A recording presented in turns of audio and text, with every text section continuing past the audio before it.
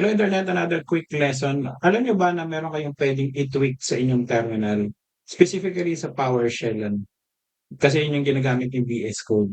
Kung kayo ay nagawa ng project sa Composer, katulad nito, Composer, Create Project, tapos Laravel, Laravel, di ba? Tapos kung ano yung pangalan ng inyong system na gagawin or web application, ganyan siya i-command, di ba? Pero alam niyo ba na pwede niyo siyang i-config na ln tapos blog.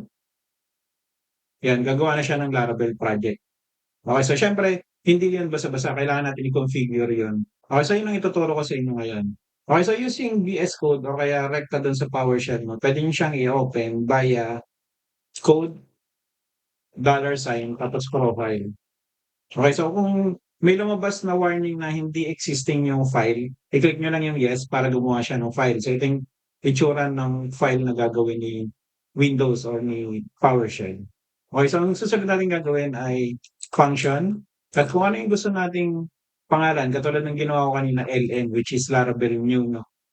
Tapos curly braces, open close curly braces, param.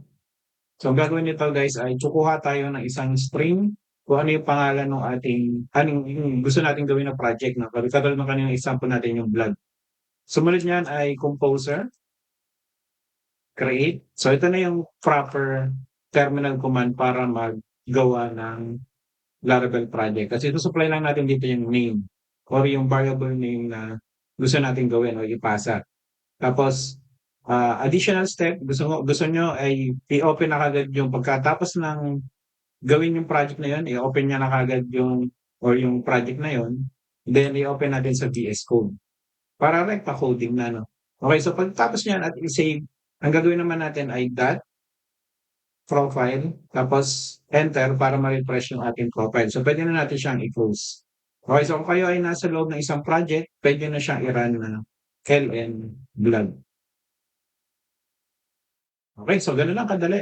Okay, siyempre hindi lang naman siya sa Composer nagana. Nagana din siya sa Node.js, Python, at kung ano pang mga terminal commands na ginagamit niyo sa pang-araw-araw. Pwede niyo siyang i-shortcut ng gano'n at buuan siya ng function.